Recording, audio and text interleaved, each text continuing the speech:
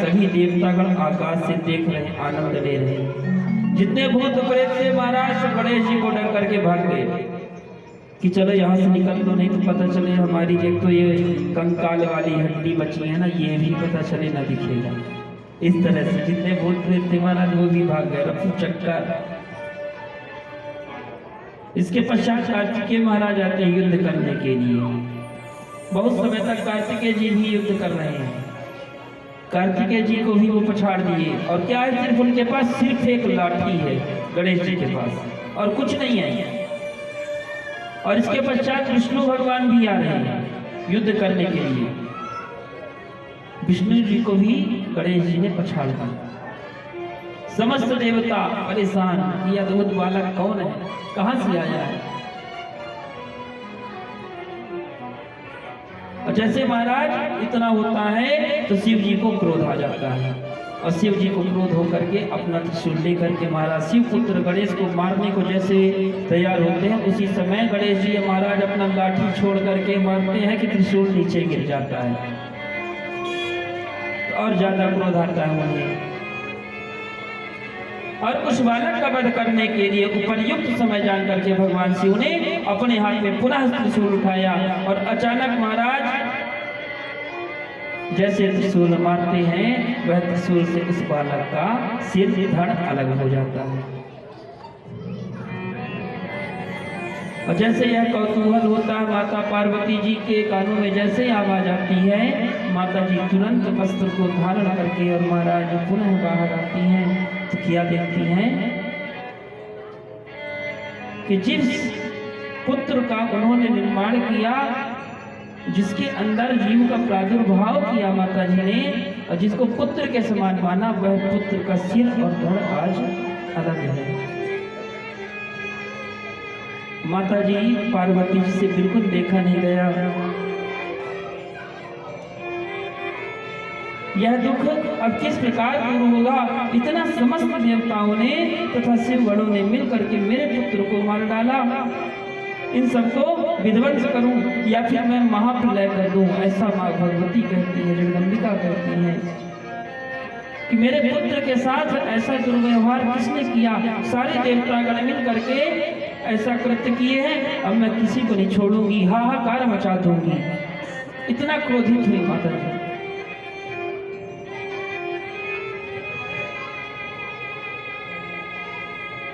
कहती है देवियों, तुम सब मेरी आज्ञा से प्रलय कर डालो।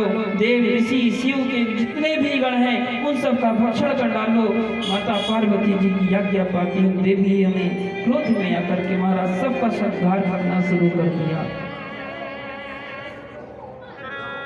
देवता तथा गणों को एक पकड़ पकड़ करके महाराज मुख में डालने लगे। सभी शक्तियों के द्वारा प्रलय मचाने लगी। देवता घबराने लगे। सभी शिवगण भयभीत होकर के दूर दूर जाकर के महाराज छिपने लगे। कुछ ऋषि मुनि तथा देवगण नारद जी के साथ शिवा के पास जाकर के प्रार्थना करती हैं। अनेक स्तोत्रों का पाठ करते हैं, माता को प्रसन्न करने की स्तुति करते हैं। जगदम्बे नमस्तुभ्यं शिवाय च नमोस्तुते, चंडिकाय नमस्तुभ्यं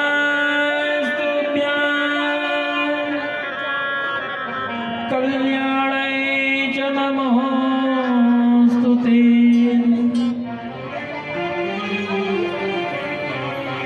सुंदर प्रार्थना करते हे जगदम्बा तुम्हें नमस्कार है। हे माता चंडिके आपको हम सब प्रणाम करते हैं। हे कल्याणी आपको बारंबार प्रणाम करते हैं। हे माता तुम्हारे इस क्रोध से सारा संसार विफल हो रहा है, अतः क्रोध त्याग करके प्रसन्न हो जाए।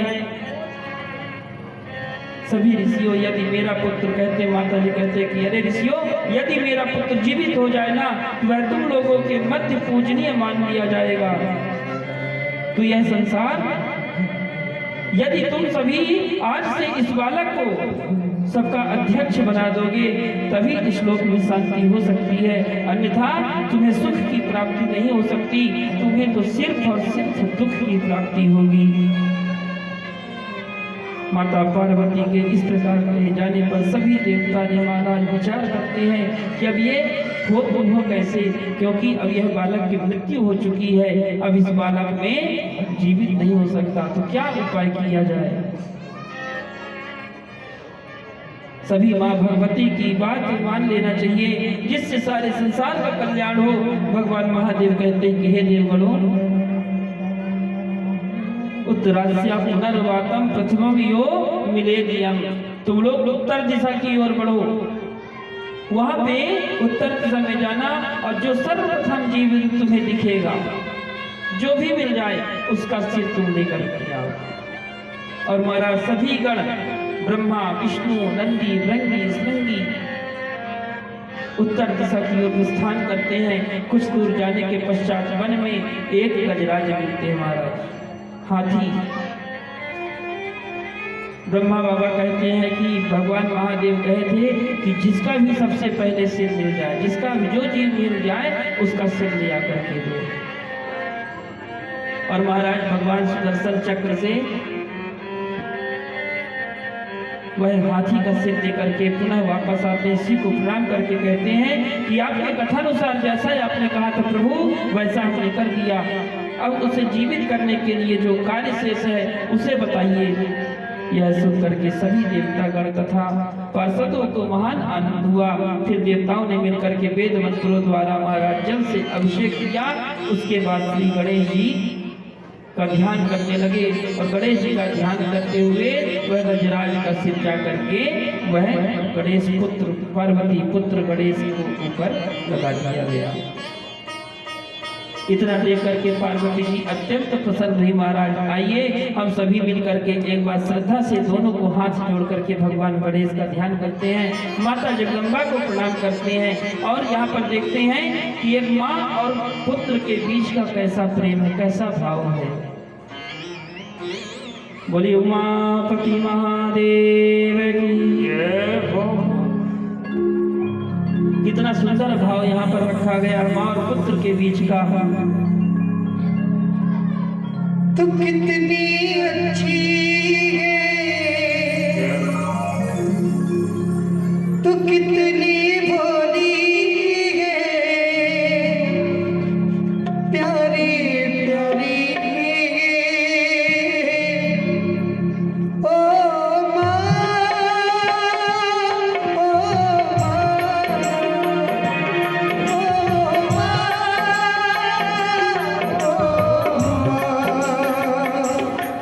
जो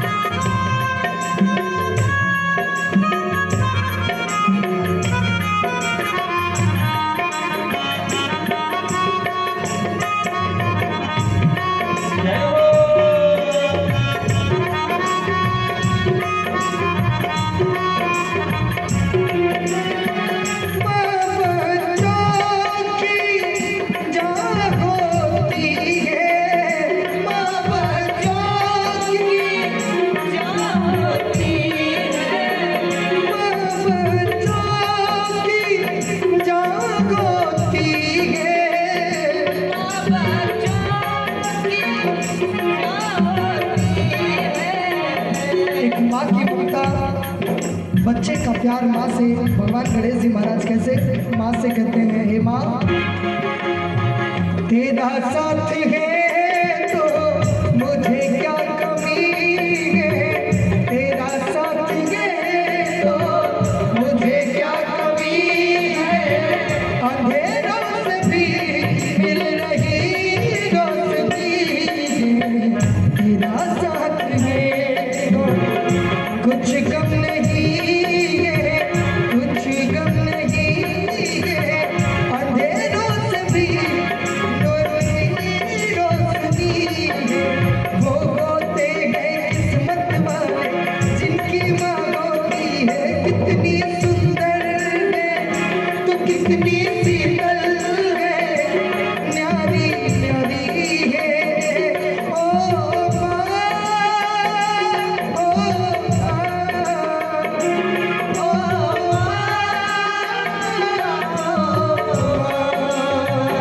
कि ये जो दुनिया ये बन गए कांटों का, तू फुलवारी है, ओ माँ, ओ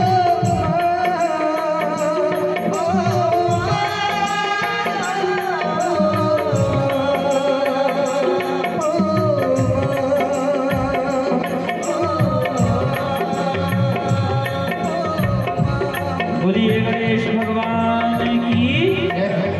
सुंदर महाराज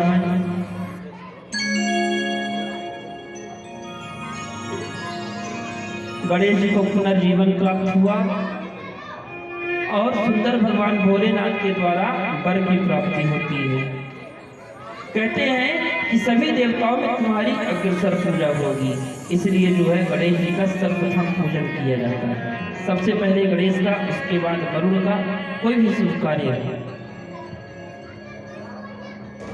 अर्थात सभी देवताओं के भी पूज्य होंगे श्री गणेश। और तुम्हारे पास जो है ना, अब कभी भी दुख नहीं आएगा। और हाँ, और सुनो, इस समय तुम्हारे मुख पर यह जो सिंदूर दिख रहा है, इसलिए जो मनुष्य सिंदूर से तथा पुष्प से उत्तम नैवेद्य से आपकी पूजन करेंगे उसको सभी प्रकार की सिद्धियां प्राप्त होंगी, ऐसा भगवान भोलेनाथ कहते हैं।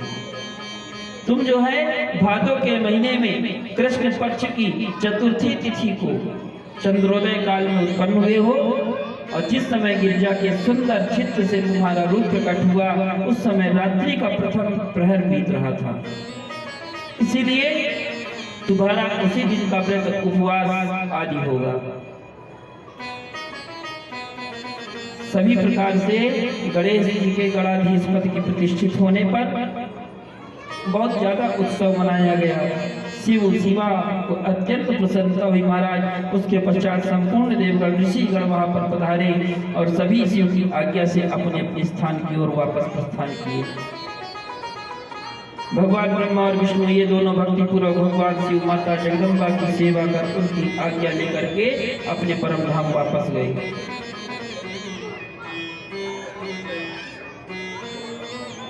अब महाराज शुभ और लाभ को देने वाले विघ्न हरण सुखदाता हैं, विघ्न विनाशक बुद्धि विदाता रिद्धि सिद्धि के दाता हैं। मंगलकारी मंगल करते जो भी शरण में जाते हैं, दिनकर के साथ सभी मिल करके उन चरणों में शीश नवाते हैं। इधर शिवा और शिव दोनों पुत्रों के उत्तम बाल लीला देख रहे महाराज, बारंबार देख करके प्रसन्न हो रहे। माता पिता के लाड़ प्यार से उनका सुख दिन रात बढ़ने लगा। दोनों बालक प्रसन्नता से खेलते रहे। वो दोनों बालक अनन्य भक्ति माता पिता के प्रति आज्ञा मानने वाले, उनकी सेवा भी करते। स्नेहो विवर्धयेत मच्युतम यथा शशि। दोनों बालकों में माता पिता ने कोई भी भेद नहीं किया कि गणेश ज्यादा प्रिय है कि कार्तिकेय ज्यादा प्रिय है। बहुत समय बीतने के पश्चात महाराज एक दिन शिव जी और माता जगदम्बा दोनों आपस में बैठे हुए थे, विचार कर रहे थे कि हमारे जो दोनों पुत्र हैं अब ये जो है तो विवाह के योग्य हो गए हैं। इन दोनों पुत्रों का किस प्रकार विवाह संपन्न कराया जाए। जैसे कि कुमार कार्तिकेय प्यारे है, उसी तरह छोटा पुत्र गणेश भी कार्तिकेय है, लेकिन करे तो करे क्या महाराज, दोनों का विवाह एक साथ तो कर नहीं सकते क्योंकि समस्या ज़्यादा हो जाती है, तो अलग अलग कर देते हैं। पहले कार्तिकेय का कर देते हैं, उसके बाद गणेश का कर देते हैं। और जैसे महाराज गणेश और कार्तिकेय को पता चलता है कि विवाह की तैयारी चल रही है, दोनों में झगड़ा हो गया। झगड़ा हो गया कि नहीं पिताश्री, पहले जो है ना भैया का नहीं, पहले मेरा ब्याह होगा, ऐसा गणेश जी कह रहे हैं। कार्तिकेय जी कह रहे नहीं नहीं, बड़ा मैं हूँ तो पहले मेरा विवाह होगा। अब दोनों में विवाद छिड़ गया महाराज। ऐसी स्थिति हो गई कि दोनों के बीच में युद्ध ना हो जाए, इतना भयंकर विवाह के चक्कर में। ये विवाह है ही ऐसा, क्या क्या बहुत आनंद हो जाते हैं। अगर कोई भी वर कन्या के विवाह तय हुआ तो मन ही मन तुम्हारा खूब लड्डू फूटते और दोनों के बीच में बहस छिड़ गई कि पहले मैं करूंगा, वो कहते पहले मैं करूंगा। इसमें फिर माता जगदम्बा और पार्वती मैया एक उपाय निकालती हैं। दोनों को बुलाया जाता है और कहते हैं हाँ सुनो, जो ज्यादा बुद्धिमान होगा उसी का विवाह सबसे पहले होगा।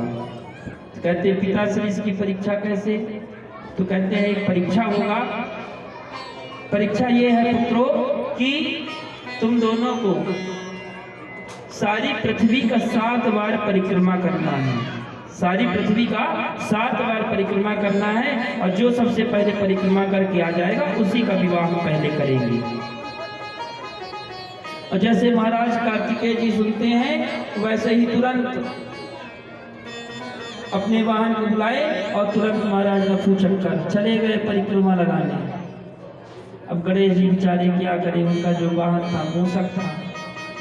विचार करते कि अगर मूषक में जाएंगे तो नहीं हो सकता, कदापि नहीं हो सकता ऐसा। कोई बुद्धि लगाना पड़ेगा, कोई दिमाग लगाना पड़ेगा, नहीं तो काम सब बिगड़ जाएगा। भैया का ब्याह पहले हो जाएगा, मैं बैठा रह जाऊंगा। गणेश जी महाराज वहीं पे बैठ गए माता पिता के सामने और विचार करने लगे। कहते हैं कि हे पुत्र, तुम दोनों भाइयों में से जो संपूर्ण पृथ्वी की परिक्रमा करके सर्वप्रथम आएगा उसी का विवाह सबसे पहले किया जाएगा। माता पिता की बात सुनते ही महाबली कुमार कार्तिकेय बड़ी शीघ्रता से महाराज पृथ्वी की परिक्रमा करने के लिए निकल पड़े, किंतु बुद्धि की दाता श्री गणेश जी वहीं बैठे रहे और अपनी बुद्धि से क्या विचार कर रहे हैं कि हमें क्या करना चाहिए, कहाँ जाऊं, कैसे जाऊं। मेरे लिए इतनी बड़ी पृथ्वी की परिक्रमा करना तो संभव नहीं है, क्योंकि कोस भर चलने पर मैं थक जाऊंगा। अगर कोस भर भी चलूं ना तो मैं थक जाऊंगा। फिर पृथ्वी की परिक्रमा तो मेरे लिए बहुत बड़ी बात है महाराज, और यदि परिक्रमा ना करूं तो मेरा विवाह ना होगा, तो क्या किया जाए। गणेश जी ने विधि पूर्वक सुंदर स्नान किए और ईश्वर के अधीन किया महाराज। फिर माता पिता से कहते हैं कि आप दोनों के लिए यह आसन लगा दिया। सुंदर दोनों को आसन लगाया, माता जगदम्बा भगवती को और भोलेनाथ को सुंदर गणेश जी ने उस पर बैठाया। कहते हैं तो बैठ जाइए, मैं आपकी पूजन करूंगा। और सुंदर पूजन को स्वीकार कर मेरा मनोरथ पूर्ण कीजिए। गणेश जी की बात सुन रहे थे दोनों, माता पार्वती और शिव जी दोनों महाराज सुंदर आसन में बैठ गए। ते नाथ पूजितो तो चा प्रथंतो चा पुनः पुनः।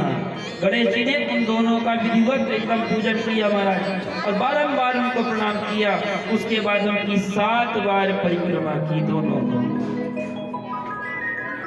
स्तुति कर हाथ जोड़ करके प्रेम भाव विभोर होकर के अपने माता पिता से कहते हैं कि हे माता, हे पिताश्री, आप लोग ना मेरी बात ध्यान से सुनिए। आप लोग अब मेरा विवाह कर दें, क्योंकि मैंने 7 बार परिक्रमा कर ली पृथ्वी का। तो भोलेनाथ कहते हैं, बालक गणेश जी के वचन को सुन करके माता कहती हैं कि तुम शीघ्रता से जा करके जल्दी पहले लौट के आओ, तो उसके बाद विवाह कर देंगे, पहले आओगे तो गणेश जी कहते हैं, मया तो पृथ्व्या क्रांता 7 बारम पुनः पुनः। एक बार परिक्रमा नहीं, मैंने तो 7 बार परिक्रमा की है माता पृथ्वी की। फिर आप लोग ऐसी बात क्यों कर रहे हैं? गणेश जी की बात सुन करके महाराज लौकिक गीत का आश्रय लेकर के शिव जी कहते हैं, हे पुत्र, तुमने समुद्र पर्यंत विस्तार वाली सप्तद्वीप वाली विशाल पृथ्वी की परिक्रमा कब की? अभी तो सिर्फ अब तो घूमे हो 4 बार।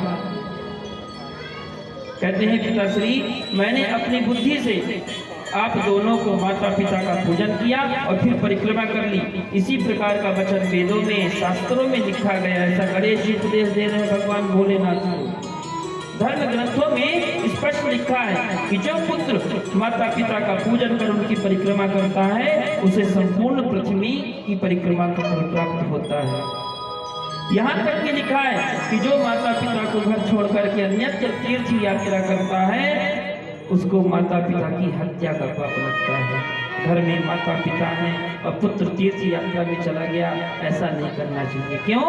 क्योंकि माता पिता घर में है तो सभी तीर्थों से बढ़ करके माता पिता की सेवा करनी चाहिए। बहुत ही सुंदर यहाँ पर माता पिता की परिक्रमा करनी चाहिए। उसी में से पृथ्वी की 7 परिक्रमा होती है। बहुत सुंदर महाराज यहाँ पर बहुत ही सुंदर भाव है। सुंदर सुंदर मीठी मीठी तालियों की सेवा करेंगे तब तो वह भाव आपको बतलाया जाएगा। बोलिए उमा बड़ी महादेव की जय हो। मंदिर में ना मिलेंगे, गुरुद्वारे ना मिलेंगे, मंदिर में ना मिलेंगे, गुरुद्वारे ना मिलेंगे, घर में ही बैठे हैं तेरे भगवान। कर लो माँ को प्रणाम, कर लो पिता को प्रणाम, कर लो माँ को प्रणाम, कर लो पिता को प्रणाम, कर लो माँ को प्रणाम, कर लो पिता को प्रणाम, कर लो माँ को प्रणाम, कर लो पिता को प्रणाम। दिन में ना मिलेंगे, गुरुद्वारे ना मिलेंगे, मंदिर में ना मिलेंगे, गुरुद्वारे ना मिलेंगे, घर में ही बैठे हैं तेरे भगवान। कर लो माँ को प्रणाम, कर लो पिता को प्रणाम, कर लो माँ को प्रणाम, कर लो पिता को प्रणाम।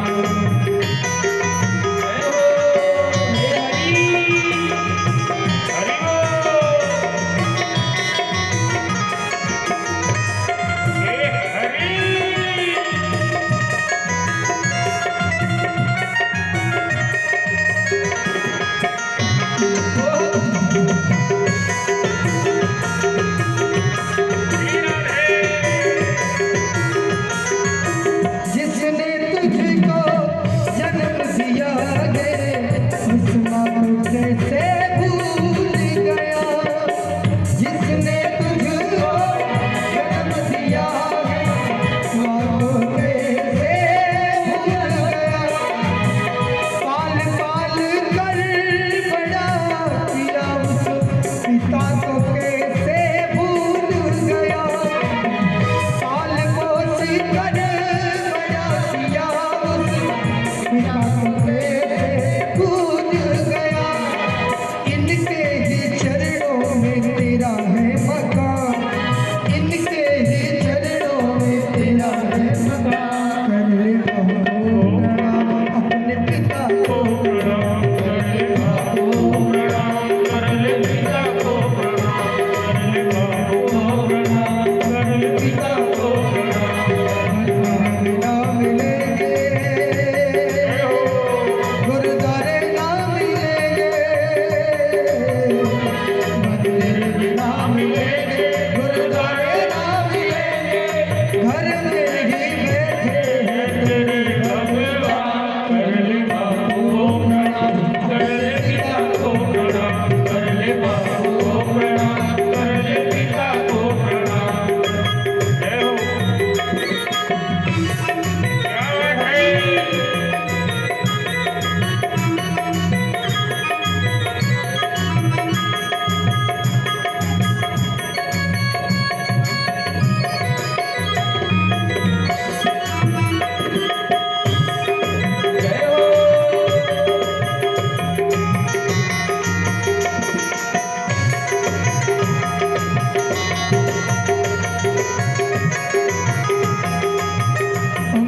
पकड़ कर चलना सिखाया, भूखी रह कर तुझे खिलाया।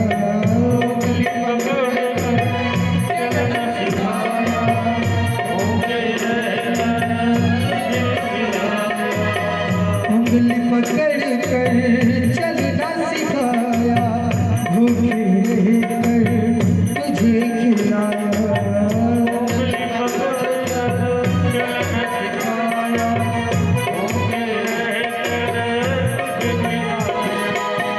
कष्ट कभी जो आया तुझे, हर पल तेरा साथ निभाया। कर तुझको भूखे साथ निभाया। ऐसे ही माँ बाप का, ऐसे माँ बाप का न करना अपमान। कर लो पिता को प्रणाम, कर ले बाप को प्रणाम, कर ले पिता को प्रणाम, कर ले बाप को प्रणाम, कर ले पिता को प्रणाम, कर ले बाप को प्रणाम, कर ले पिता को प्रणाम। मंदिर में ना मिलेंगे, गुरुद्वारे ना मिलेंगे। गुरुद्वारे ना मिलेंगे, मंदिर में ना मिलेंगे, गुरुद्वारे ना मिलेंगे, मंदिर ना मिलेंगे, गुरुद्वारे ना मिलेंगे। घर में ही बैठे हैं तेरे भगवान, कर ले बाप को प्रणाम, कर ले पिता को प्रणाम, कर ले बाप को प्रणाम, कर ले पिता को प्रणाम, कर ले बाप को प्रणाम, कर ले पिता को प्रणाम, कर ले बाप को प्रणाम, कर ले पिता को प्रणाम, कर ले बाप को प्रणाम, कर ले पिता को प्रणाम। बोलिए गणेश भगवान की जय। सुंदर महाराज गणेश जी कहते हैं कि जो माता पिता को प्रणाम कर लिए वो सबसे बड़ा पुण्य प्राप्त कर लिए।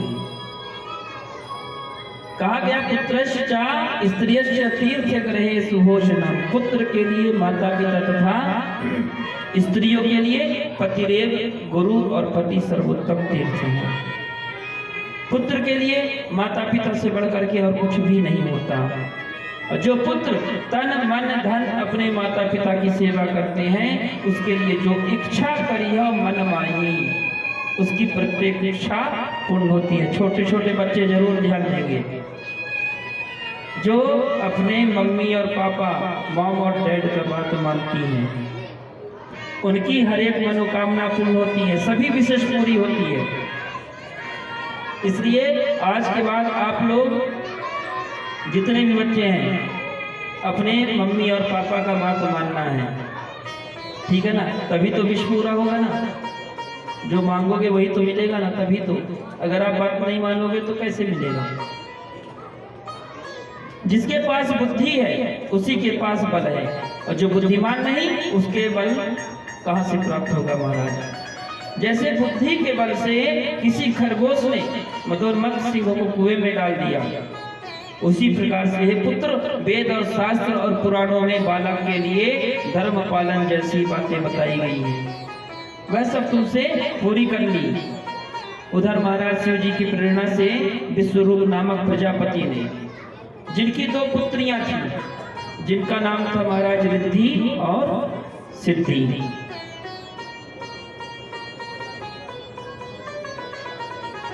सिद्धि महाराज जो सर्वगुण संपन्न दिव्य रूप एवं अत्यंत सुंदर थी, और पुत्रियों का विवाह करने का विचार किया। संत नारद जी की प्रेरणा से विश्वरूप प्रजापति ने शिव की प्रजा आज्ञा से लेकर के अपने पुत्रियों का विवाह गणेश जी के साथ करना विचार किया। सुंदर महाराज अब इधर जो है कार्तिकेय जी अभी चक्कर ही लगा रहे हैं पृथ्वी पर। यहाँ तो गणेश जी का चक्कर चल गया, विवाह की तैयारी चल रही है सुंदर।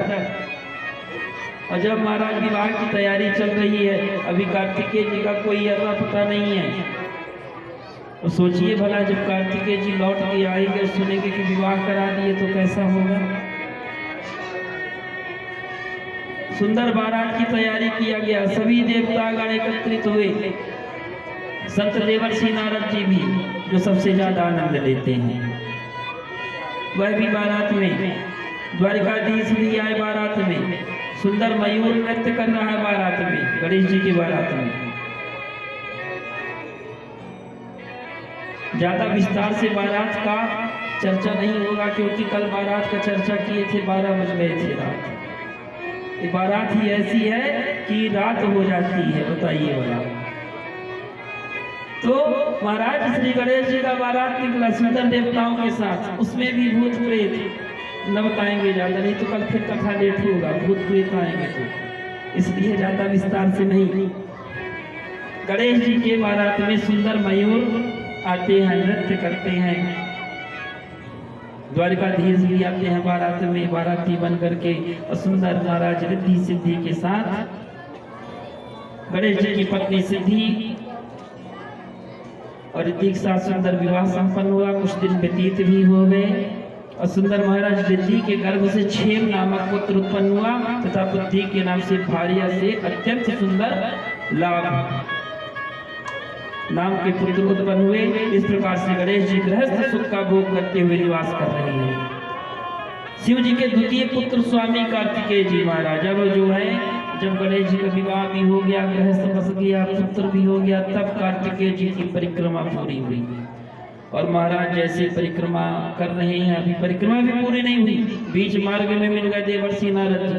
अब थोड़ा सा महाराज माचिस और कढ़ाई से जैसे लगाया, क्या लगाते हैं हम तो जानते हैं, ज्यादा बताने की आवश्यकता नहीं है। देवर्षि नारद जी स्वामी कार्तिकेय को रोक करके जानबूझ के पूछते रहे, कहाँ तुमने गणेश जी की बारात में, छोटे भाई की बारात में नहीं दिखे, कहाँ थे? कहीं तपस्या कर रहे थे क्या? तो कार्तिकेय जी कहते अरे वाह, इधर गणेश जी का शादी हो गया और अभी मेरे को पता नहीं, और मेरे को इधर चूतिया बना के घुमा रहे, बताइए।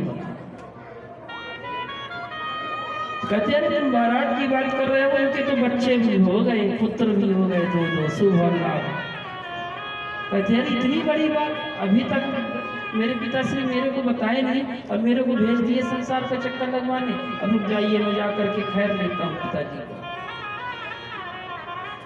और महाराज वो आधा परिक्रमा छोड़ करके ही वापस लौट पड़े और चले गए सीधे कैलाश की ओर।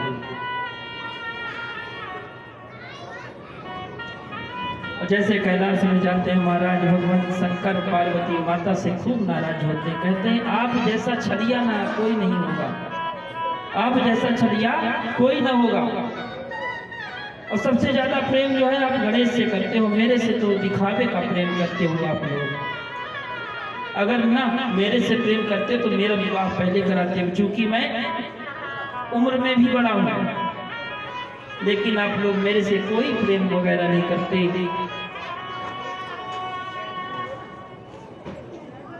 विश्वरूप महाराज प्रजापति अत्यंत सुंदर दो पुत्रियां गणेश जी का विवाह हुआ।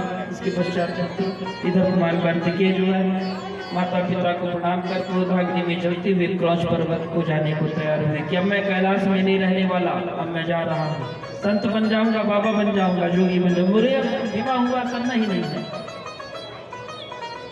और इस तरह कह करके क्रौच पर्वत की ओर जाने को तैयार हुए। माता पिता ने बहुत प्रकार से मना किया, उन्हें समझाने की कोशिश की, किंतु बारंबार मना करने के पश्चात कुमार रुकने को तैयार नहीं। एक क्षण भी नहीं रुकूंगा, क्योंकि आप लोगों ने मुझ पर प्रेम न करके कपट का व्यवहार किया है। किसी ने ठीक ही कहा है कि बड़े पुत्र की अपेक्षा सबसे छोटे पुत्र ज्यादा प्रिय होता है। सत्य है क्या?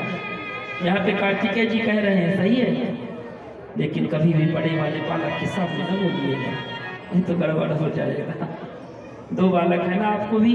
हाँ, तो बड़े बालक हम भी ऐसे बोल दे रहे तो माइक से सुन लेगा कि कहीं उसको बुरा न लग जाएगा। सत्य है कि छोटा जो होता है अति प्रिय होता है। तो कार्तिकेय जी आज कह रहे हैं कि जो छोटा होता है ना वो अति प्रिय होता है, और आप लोग उसी से ज्यादा प्रेम करते हैं। मेरे साथ आप लोगों ने छल किया, एक क्षण यहाँ नहीं रुक सकता।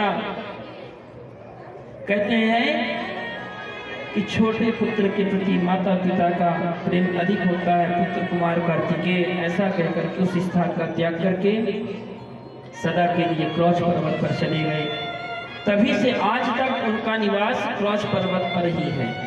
तब से वापस कैलाश की ओर नहीं लौटे। उन्होंने विवाह नहीं किया, वे शिवपुत्र कार्तिकेय कुमारी ही रह गए महाराज। कहते हैं कि कार्तिकेय को सुख देने के लिए वहां पर प्रतिष्ठित हो गए। आज भी वहां माता पार्वती जी अपने पुत्र का मनोरथ पूर्ण करने के लिए तथा सज्जनों की गति प्राप्त के लिए शिव शिवा उस पर्वत पर विराजमान है। और मनु ने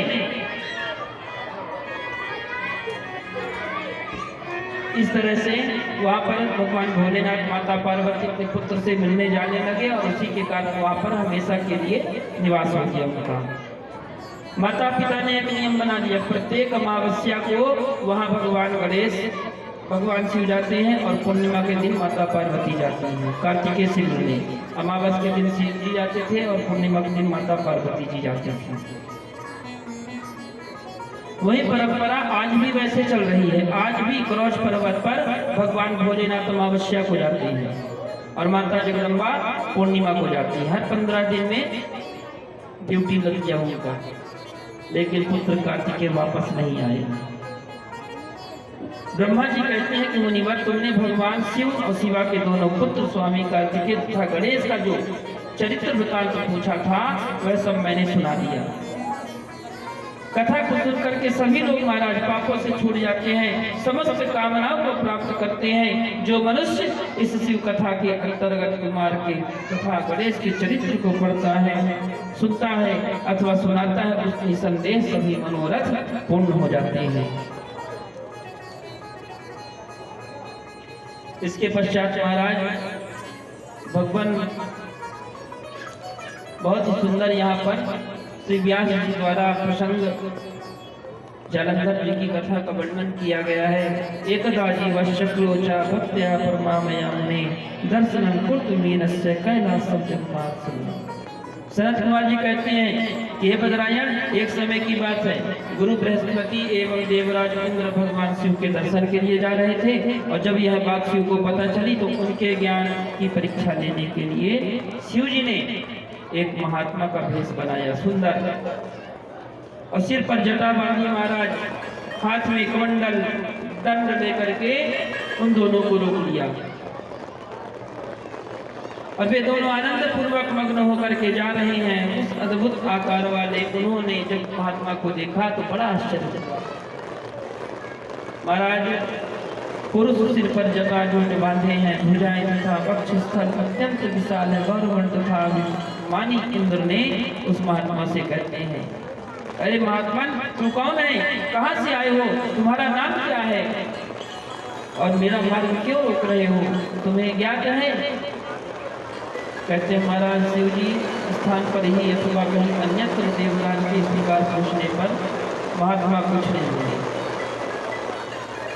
पुनः 3 बार पूछते हैं, फिर भी वह कुछ नहीं बोलते हैं। फिर भी लीला विशारद महायोगेश्वर भगवान शिव मौन रहे। तब ऐश्वर्य के मद से चूर होकर के देवराज इंद्र वह महात्मा का टेटुआ ही पकड़ लेते हैं। महाराज शिव जी थे महात्मा के भेष में, और जब शिव जी कुछ नहीं बोल रहे सीधे इंद्र भगवान लपड़ गए। कहते बोल क्यों नहीं रहा है, जल्दी बता। उसके पश्चात जटाधारी की एकदम घुटकी पकड़ते हुए कहते हैं, वो इंद्र बोले, अरे मैं बारंबार तुमसे पूछ रहा हूँ किंतु उसका उत्तर क्यों नहीं दे रहे हो? हे दुर्मते, अभी इस वज्र से मैं तुम्हारा वध कर दूंगा। ऐसा कह करके इंद्र ने उन महात्मा को मारने के लिए अपना वज्र हाथ में उठाया, किंतु शिव के वज्र मंडित इंद्र को स्तभित कर दिया। बृहस्पति महाराज कहते हैं कि हे देव,